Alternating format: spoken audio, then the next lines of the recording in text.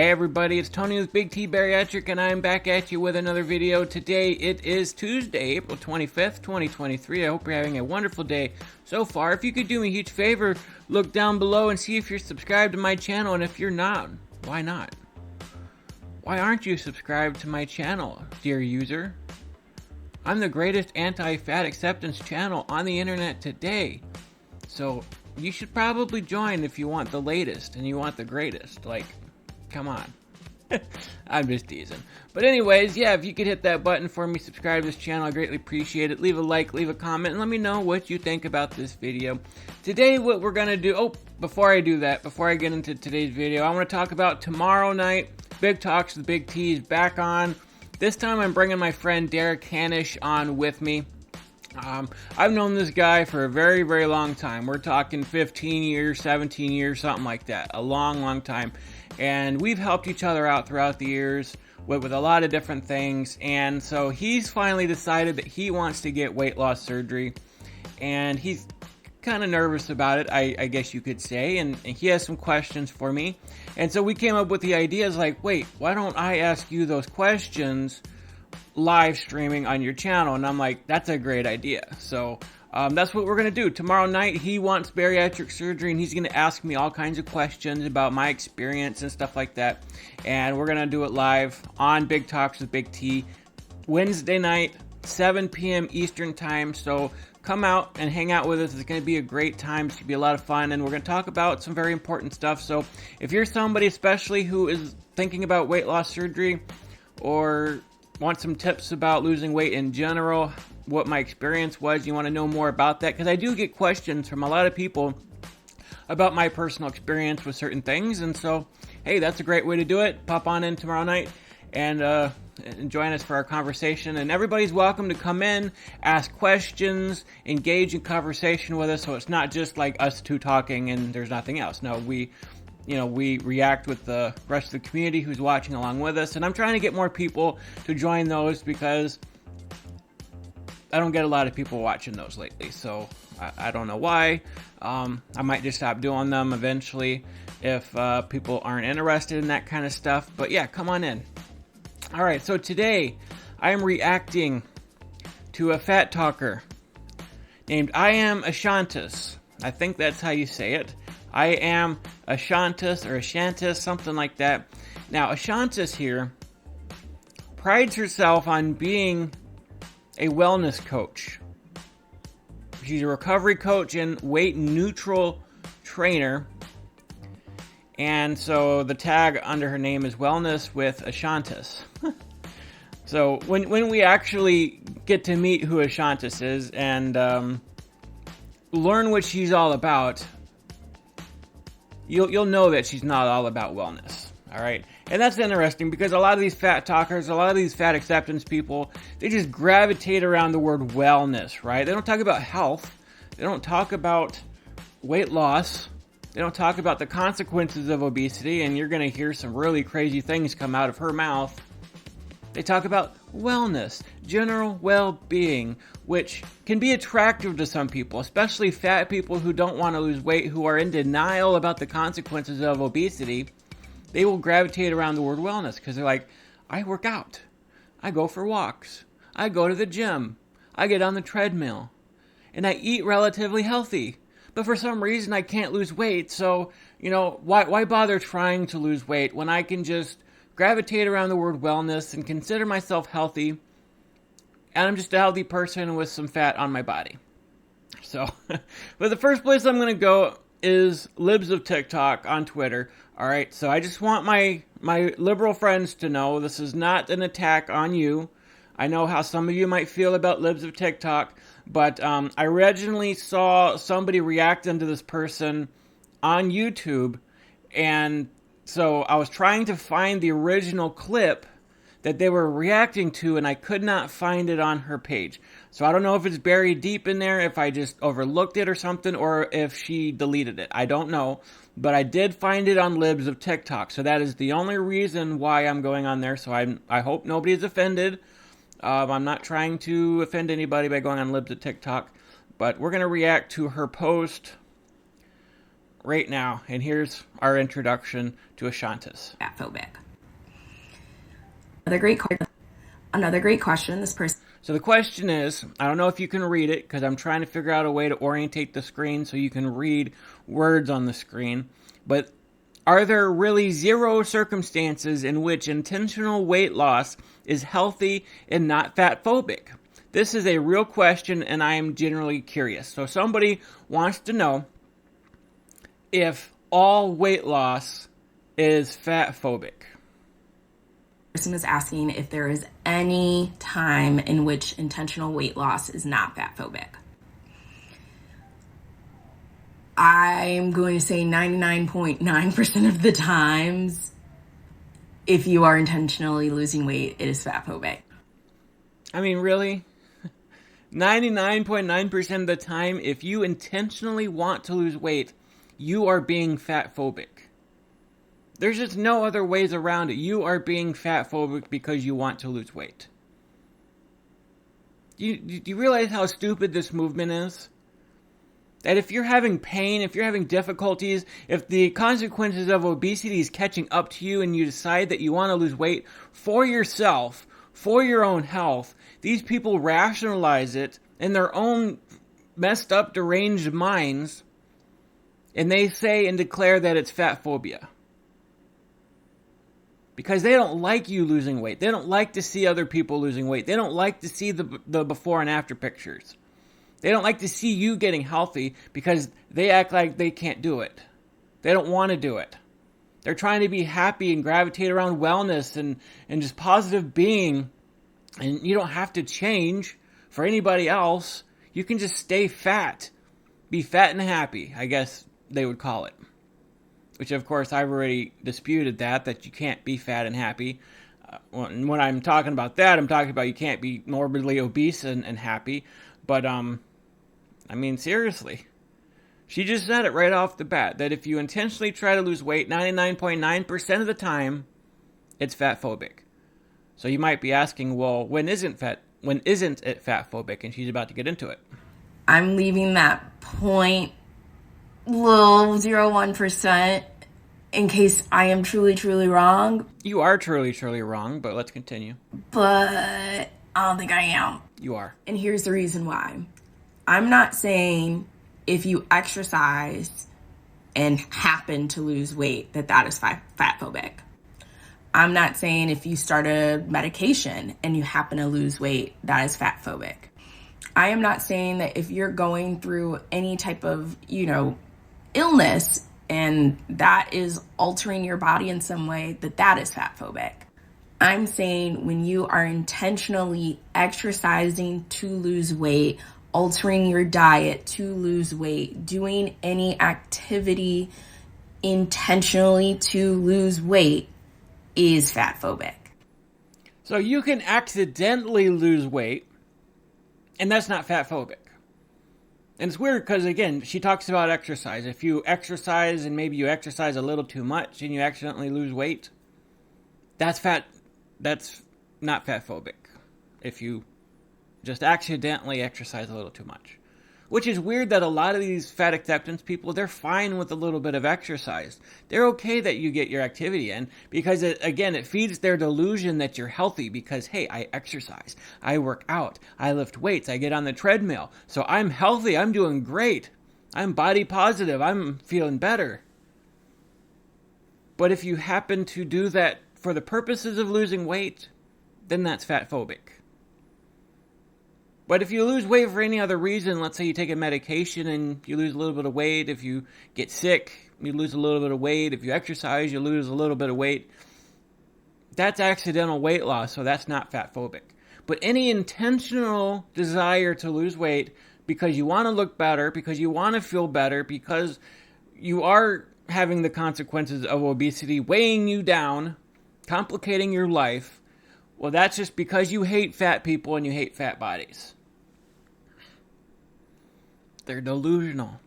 And the reason why is because you are intentionally attempting to make your body smaller to fit into what narrative?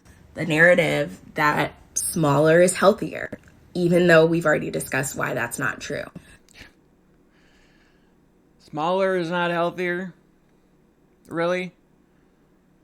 Compared to people who are morbidly obese, yeah, smaller is healthier. Yeah, it's possible, and we've made this distinction before. So, can you get lung cancer without smoking? Yes. There are people who get lung cancer and they've never smoked a cigarette in their life. But are you healthier because you smoke cigarettes and you don't get lung cancer? No, you're not healthier because there are consequences to smoking. Most of my family are smokers. I understand that. I see it. Plain as day, the consequences of smoking. And you are not healthier just because you don't get lung cancer. Now, the risk of lung cancer is increased if you smoke. Just in the same way, if you are overweight, you are not healthy. There's something wrong. There's an imbalance going on. Hormonal problems in your body. Something is going on to make you gain weight. And 99% of it, it's because you are eating more calories than you are burning. You're living a sedentary lifestyle, even though you claim to work out. Or maybe you work out and you can use that excuse to eat a lot more food. Like whatever that imbalance is, there's an imbalance in your life, and that is why you're gaining weight. Now, there is that small chance, again, that you take a medication and it makes weight loss more difficult.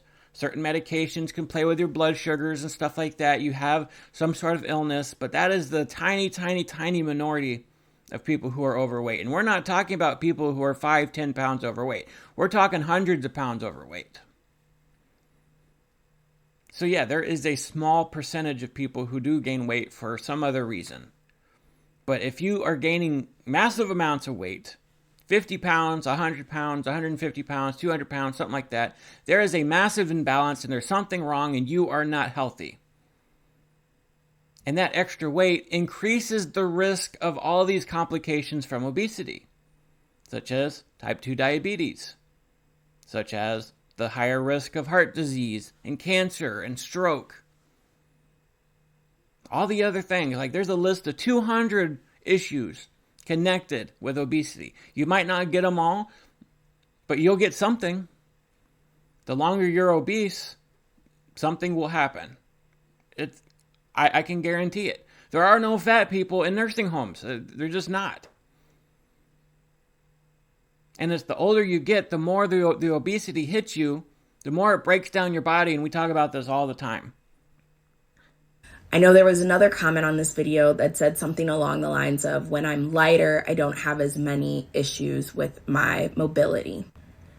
And that may be a correlation. Now she's trying to it might be a correlation that I'm overweight and so it's affecting my mobility. But what is she going to say now? What is her excuse? That, if I lose weight, I'm more mobile, I feel happier, I'm able to do more things. But what is she about to say now? But it doesn't necessarily mean that extra weight is a causation.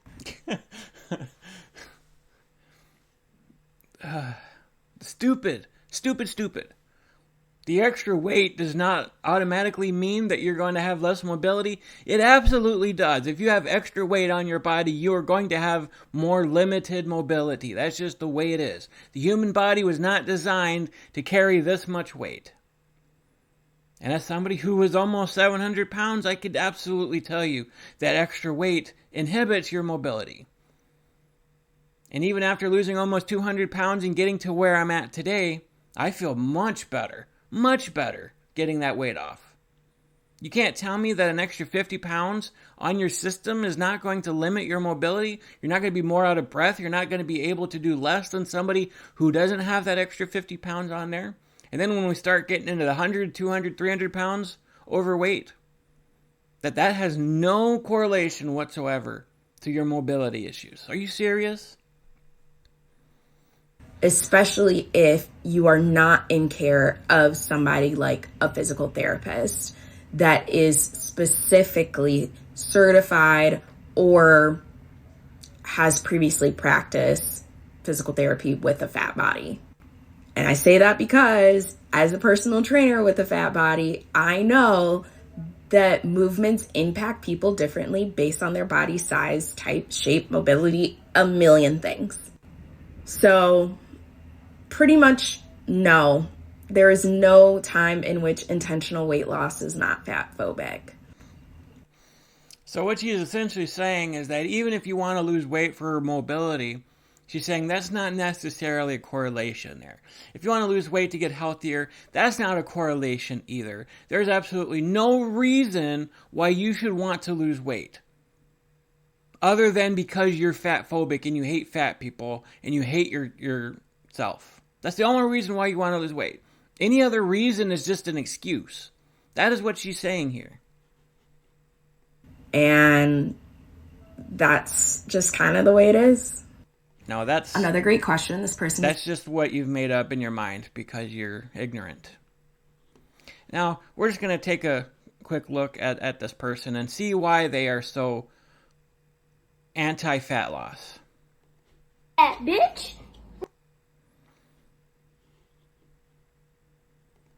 So I kind of paused and muted it, but she says here, I can be a fat bee. There ain't nothing wrong with fat, nothing wrong. And you can see she's definitely overweight. She's definitely got a belly going on in all the wrong places, I guess you can say. So that is really why she is part of this movement. It's because she herself is overweight. Let's look at this next one. All right, so that's just the sound of her phone going off the rails because the thing that we just reacted to, her long spiel about fat phobia, really got her a lot of attention. It ended up on Libs of TikTok, so it really blew up, even though I couldn't find it. So now she's here just like comparing like all the attention she's getting, which would include myself. She's saying this to me because I'm reacting to her and I disagree with her. And she's saying here, and I don't know if you can read it again, but it says, this is clearly one of the most controversial topics I've ever covered because it's the only one that the alt-right pages repost. So again, she's reacting to the fact that the Libs of TikTok picked her up. So they're alt-right pages, I guess. It's also the only topic that has made people email me death threats, which is absolutely ridiculous. Do not send this person death threats. Do not harass them in any way. All right. But, yeah. But she says down here, we are still going, fighting for inclusive and weight-neutral health. What does weight-neutral mean? That you can try to ascribe to healthiness or wellness, as you put it, without having to worry about losing weight or gaining weight. You're health-neutral. But it's weight-neutral healthcare for the betterment of everyone? Seriously? To deny that weight has any correlation to health issues whatsoever and say it's for the betterment of everybody being health neutral is absolutely ridiculous. You're going to kill somebody. But she says here that discussing anti-fat bias really brings out the alt-right, racist, ableist, etc. out to my page. I wonder why. So if you are against the fat positivity movement, you're automatically labeled as alt-right, racist, and ableist.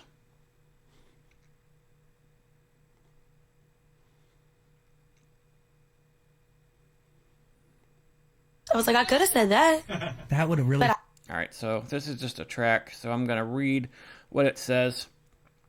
I could have said intentional weight loss is anti-fat because it supports the false narrative that all folks are capable of shrinking the size of their body, when the reality is body diversity is amazing, and that includes fat people. So you're really all about the fat diversity, right? Because you are fat. You want to see fat people in media. You want to see fat people in politics. You want to see fat people on TV. You want to see fat people in the movies. You want that representation. Because you want people to look like you, and that's why you're part of the fat positivity movement, is because you want to surround yourself with fat people who look like you so you feel better about yourself. And so you kind of give yourself an excuse by saying that people are not capable of shrinking their body. And that's what she says here. Some people are tall. Some people are short. Some people's set point weight is fat, and some are thin. The reality I could have The said, reality is part of the reason society refuses to accept fatness is because it would require use to confront how we've normalized ableism and refuse to provide access to folks. So the reason we are against fatness is not because it kills people, not because it's one of the leading causes of death, not because it is an indicator of diseases and illnesses and health issues, because it prevents people from being able to work, it prevents people from being able to find true romantic partners, it causes all kinds of mobility issues, makes them stuck in their bed, costs our health system billions and billions of dollars. None of those are good reasons. We only do it because we just refuse to provide access to people. I can make additional videos if you ask in the comments. So it says, now before y'all start going off in the comments, please research weight neutral approach and medical bias, racism and obesity. So she's one of these people who ascribe to the fact that there is racism, and that is why we don't like fat people. It's because we're racist. It all goes back to that racist beginning, right? Fat folks, especially black femmes and women, have been talking about this for decades. This is not new news. I'm also telling you there's more. I'm also telling you now, I will block you if you are nasty. Well, you're being the nasty one here. Hashtag anti-fat bias. Hashtag fatphobia. Hashtag patriarchy. Ooh, now it's patriarchy. Hashtag masters in counseling. Hashtag certified personal trainer. Now, you probably can't see this also, and I'm sorry about that, but I wanted to look at the comments of this video, because this is the danger of the fat positivity movement, is that they are attracting other people and with them and hurting them and messing up their minds. So someone named Coco responded, I don't know, this seems to be very exclusionary to those who are intentionally losing weight for health purposes and not for aesthetic reasons. One, there is no problem with wanting to lose weight so you look better. That's one of the reasons why I'm losing weight. I feel lonely. I wish I met somebody. I want to lose weight so that I can meet somebody. I'm more attractive and aesthetically pleasing to women so that I can eventually start a relationship with somebody, so I can eventually get married and have kids. Like, that is part of it. There's nothing wrong with wanting to lose weight so you look better. But also, I have reaped the consequences of my obesity on my body. So that is the main reason why, is because I'm tired of my body hurting. I'm tired of having high blood pressure. I'm tired of all these other issues cropping up. And I'm scared of what would have happened if I did not lose the weight, such as a massive heart attack or something else, which people in my own life told me that they were scared that I was going to die. Within the next year, I looked so bad that they were afraid I was going to die in the next year if I did not do what I did. Not to mention the many doctors, medical professionals who told me I would not make it to 40 years old if I continued down the road that I was going down. And so Coco here is absolutely correct, that this attitude about fatness is very exclusionary to people who are intentionally trying to lose weight for good reasons. But Eli in the comments said, why do you feel that weight loss needs to be apart from striving for health? Coco replies, it's not about striving for health. I believe you can live a healthy lifestyle at any size. No, you can't. So this is where Coco goes off the rails here. I believe you can live a healthy lifestyle at any size. No, you can't live a healthy lifestyle if you're obese. You're not healthy. Get that through your mind. But some of us have medical conditions. That's true.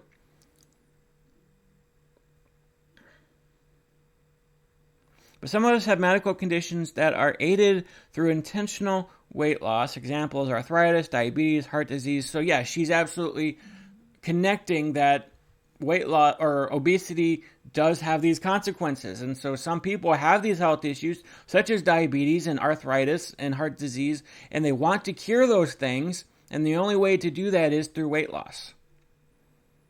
But Eli replied, I highly recommend you continue to do research on the relationship between health and weight, even in relation to those conditions. So there's absolute denial here that obesity is connected to arthritis, that obesity is connected to heart disease and diabetes and all these conditions that she's mentioning. And Coco replies, I have done the research through reading peer-reviewed articles as well as consulting medical professionals. I stand by what I said. Eli replies, that would mean a lot more if the medical industrial complex didn't have a vested interest in continuing to uphold fat phobia, but you do you. So there's an absolute, that's why they claim that there's medical bias out there. They claim that so that they can just automatically dismiss any peer-reviewed research, any proof, any evidence whatsoever that obesity causes diseases. It is just so easy for them. It's simple for them to say, oh, well, there's medical bias, and that's why they said that. There's absolutely no connection.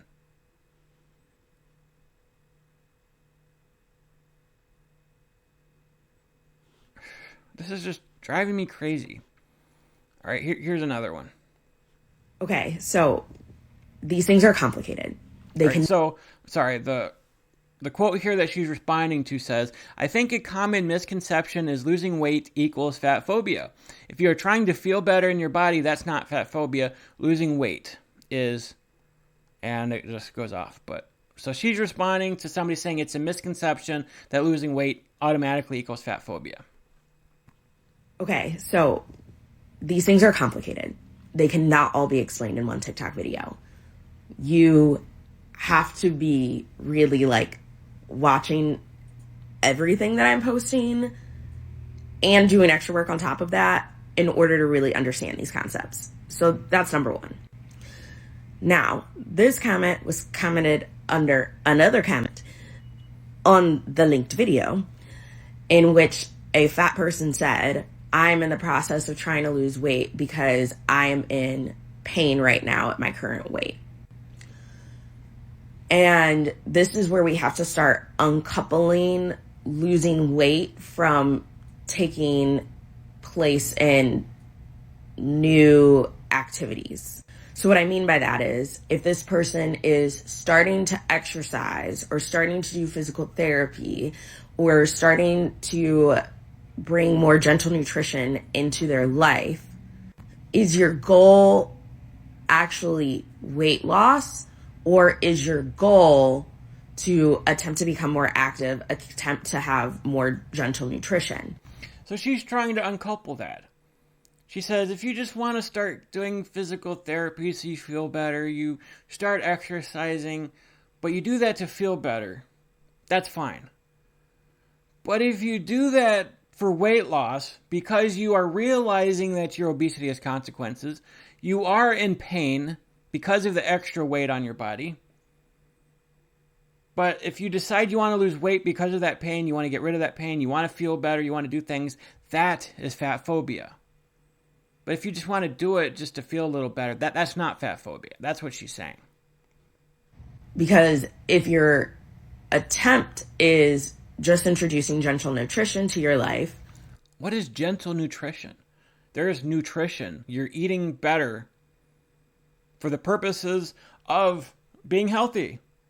And guess what? If you're eating correctly and you're eating in a healthy way, you are not going to gain weight because you are watching your calories. You're eating for nutritional purposes, not to stuff yourself because it gives you a dopamine hit. You don't have a food addiction, which this person clearly does because they are overweight. And that has a cause effect of weight loss.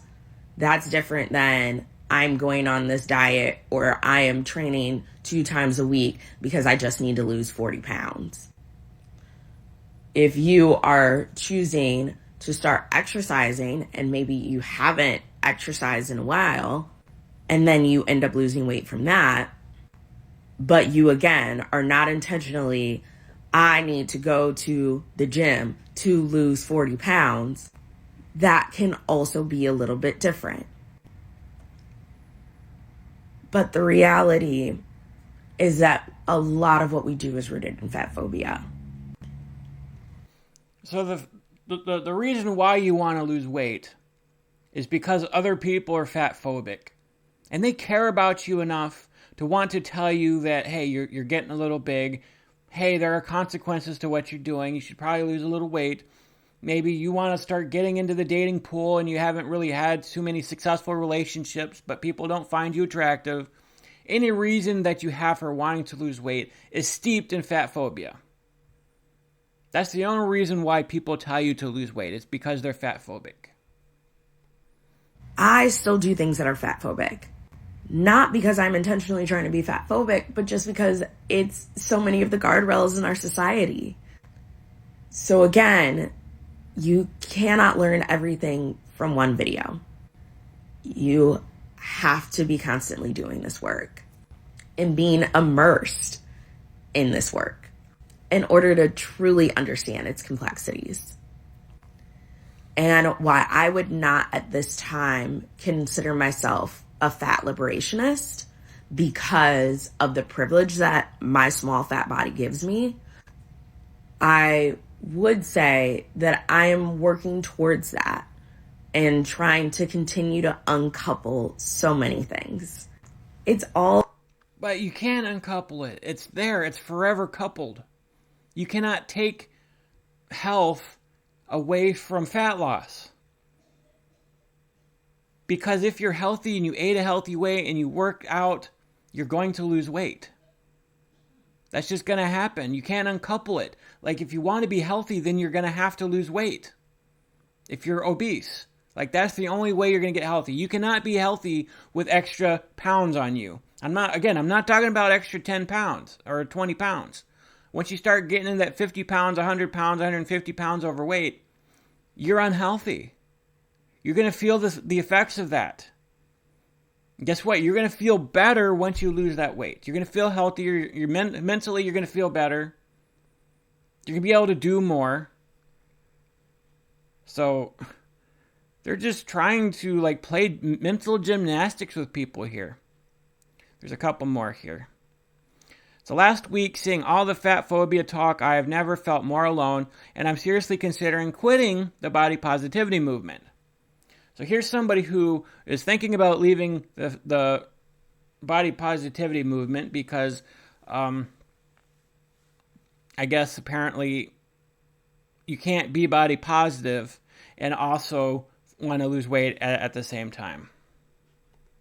I truly hope that this ends up on the right side of TikTok, because I really do my best to try to let shit go and usually just block people.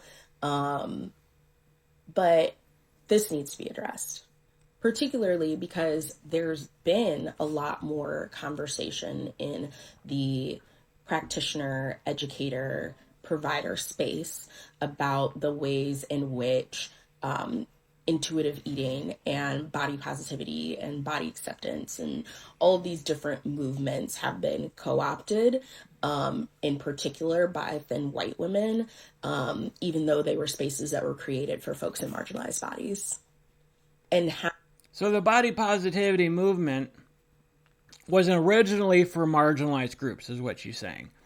And that along the way, white women hijacked it and made it into what they wanted to make it into. Okay, so just catching up here. How we have somehow gotten to the point where I feel like a lot of the comments that I honestly get from people are people who are like, how dare you talk about this? I have an eating disorder, and that's extremely triggering to me to see you say that my actions are fat phobic. Two things can be true at once. And I say this as somebody who is in ongoing recovery of an eating disorder. Because guess what? People of all shapes and sizes can have eating disorders. Well, in a way that's true, because not all eating disorders are anorexia or bulimia. Sometimes you have a food addiction, and that is causing you to gain weight. And rather than deciding it's time to lose weight and to get healthy and all that, you are joining in this movement because you just want to make a blanket excuse that you can't lose weight no matter how hard you try. No matter what you do, losing weight is impossible for you. And you don't have to be thin to have one. No, overweight people have eating disorders too. It's a disorder. Again, it's not just the thin people who have it. The overweight people have it too. But if you're going to claim that you're anorexic, just like Tess Holliday does, when you are clearly overweight, you are absolutely ridiculous. So when we're having conversations about systems of oppression, including the system of oppression that is very much alive and very much oppressing fat bodies, that isn't to negate what you are experiencing. It just, both of them are true. Y'all are being real fucking dense. And it honestly starts to make my blood boil, because it's the same as having conversations about what's racist and what's not racist with white people. How are you going to tell me, a black American woman, a black, fat, queer American woman, what is and is not racist? In the same way as y'all saying what is and is not fatphobic or anti-fat.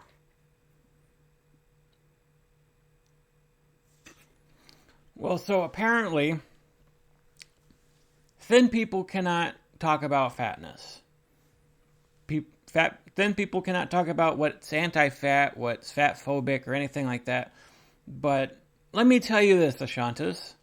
I'm going to pull the fat card out, because I outrank you in this community.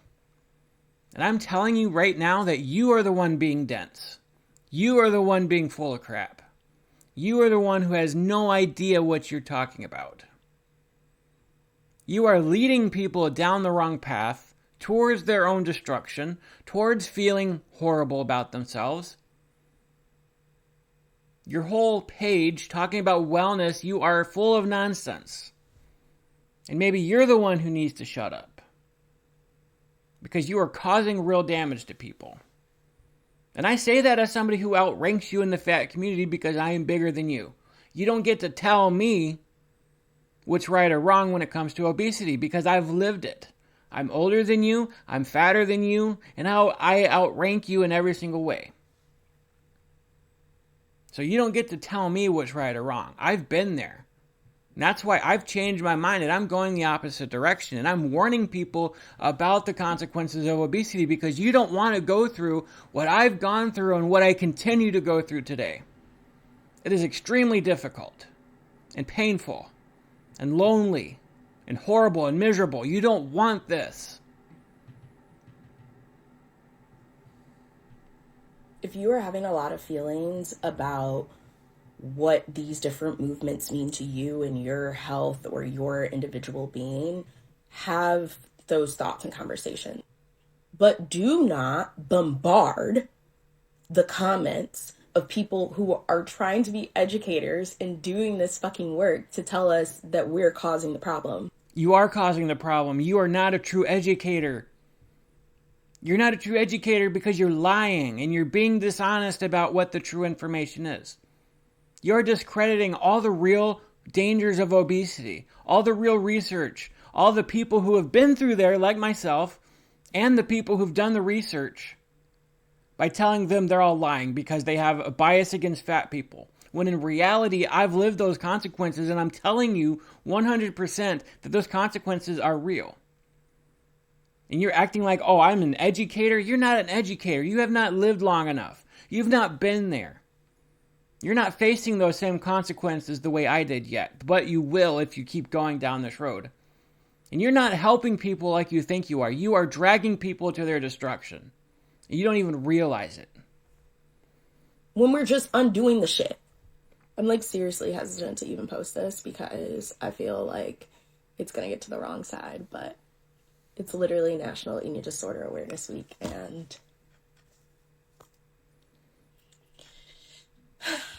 then we need to be more aware of what eating disorders can do. And that includes overeating. That includes eating too much food. That includes having a food addiction. All right? That's not just thin people who are dealing with anorexia. That is everything else incorporated with that. Here's the last one. If a patient's BMI is over 40, we can't operate on them because they would need to be intubated. So when you say BMI is not accurate and not supposed to, all right. Okay, so this person was asking about BMI in regards to how it's used in their particular works practice, specifically because they were told by some of the medical professionals in their plastic surgeon's office that if somebody has a BMI over 40, that they would not be able to do surgery on those folks. And that is true. Like, a lot of folks will not do surgery or anything that's more extensive surgery on folks with a higher BMI or weight. But the reason is not because those surgeries cannot be successful. The reason is because we do not study fat bodies in the medical. This is the dumbest one, and that's why I saved it for last, all right? To say we haven't studied fat bodies is absolutely ignorant and untrue. We've studied fat bodies extensively, and that is why we know the things that we do about obesity and why it's dangerous, why it's killing people, why it's directly causing all these illnesses. You just blanket, just throw it off. You just don't care. You just completely ignore all of that, all the studies we've done. Because you'd rather stay fat and you care about your feelings more than facts. Well, you're stupid and you're ignorant. Because facts need to matter. They should matter. Facts should go over your feelings 100%. And let me tell you, as somebody who has had weight loss surgery and I had my gallbladder taken out, my doctor exclusively, well, he doesn't work exclusively, but he's a bariatric surgeon, among other things. So he does surgery on multiple different types of people, but he works on fat bodies. He does weight loss surgery. He took my gallbladder out. And let me tell you, there was real concern when I was at my heaviest about taking my gallbladder out. He wanted to do that surgery when I also had weight loss surgery, and he asked if I could hold on until I have that moment, but until I get to my goal weight, because it's easier to do surgery on somebody who is less weight because the risks are increased. All right. And guess what? I couldn't wait because my gallbladder continued to act out, and I was in the hospital several times, at least 6 times, with excruciating pain. And so they decided to do emergency surgery on me. And I was told that I stopped breathing, that they had troubles keeping me breathing while they were taking my gallbladder out because I was so big.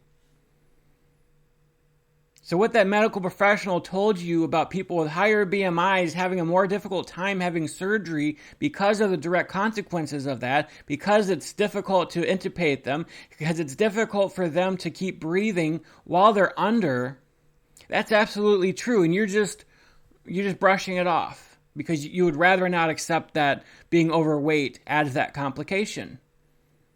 You're not that kind of a medical professional for you to be able to just say that they're lying. Because you don't know. You've not been there. I have been there. So not only was that surgery difficult, when I had my weight loss surgery, I was under 600 pounds, which is what my doctor wanted me to be, because that decreased the risk. Losing weight decreased my risk of surgery. But even then, when I was in my 580s, he specifically put in his notes that the surgery was very difficult. The surgery was difficult because of my weight. He prefers, and most bariatric surgeons prefers, for them to lose weight as much as they can on their own before going into surgery. And that's not for any other reason than because weight loss surgery is difficult and it's risky on overweight people. So they prefer you to be in your 400s and 300s and even 200s before they'll do that surgery. But if you're in your 500s and your 600s and even your 700s, like, most bariatric surgeons won't go up above a certain weight for that reason, because it is dangerous. Because your risk of dying on the table is increased 1,000-fold. And I don't know if that's an exact number, but do your research. Look it up. It's 100% true. And to say it's because we just don't know fat bodies is absolutely ignorant. Because there are doctors who are operating on fat bodies every single day. I think I was surgery number 7 that day, the day that I had surgery. Like, I was the last one on the schedule. So these people do know fat bodies. They do research fat bodies. They do surgery on fat bodies. They know a lot more than you do about fat bodies. In the medical profession. I mean, like, if a fat person wants to donate their body to science to be studied, it is denied. No one will accept them. So because we refuse to study fat bodies, we don't know how to give proper care, meaning we don't know how to properly keep someone alive when they need a surgery. That's an absolute lie. Absolute lie. They do study fat bodies. There's all kinds of research on fat bodies. They do surgery on fat bodies, thousands of surgeries every single day. I think the sleeve surgery that I got was the most commonly done surgery in the United States. I don't remember what year. It might have been last year when I had my surgery, but I remember reading that the sleeve surgery was the number one most common surgery in the United States. So there are thousands of doctors performing those surgeries every day. So they know the risks more than you do. You're not a surgeon. You're not a doctor. You're not any kind of medical professional. And you're telling these doctors who perform these surgeries every single day that they're wrong because it hurts your feelings, because you might have to admit that obesity has some complications with it. So pretty much, unless somebody's coming in, like in the emergency room, they will probably have an issue getting a surgeon to agree to do their surgery if they're over like 250 pounds. And we've talked about this before. That's true. If you need an emergency surgery, let's say you need a kidney transplant because your obesity caused your kidneys to die, you're likely not going to get a kidney transplant because not only is it risky to do that surgery, but they're not going to give you a kidney that you're just going to trash again because you're so fat that it's going to cause that kidney to die as well. So you're likely to die. You're more likely to die because once your kidneys get surrounded by fat and they start dying off because they're choking, there's nothing they can do about it. There are limits to medical science. There are limits to what they can do. And if you're 500, 600, 700 pounds, you're extremely limited in how they're going to be able to fix you. And the only way that they can fix you is for you to lose weight. All right, I'm done with this chick. I know that there's more on this video, but I can't handle her BS and her nonsense. I just can't. I'm done with her. I've ranted enough on this video, and it's probably long enough. But anyways, let me know what you think down below, whether you agree with me, whether you disagree with me. I don't care. I know I'm right on this. And but I hope you have a great rest of your day. I love you all. God bless you.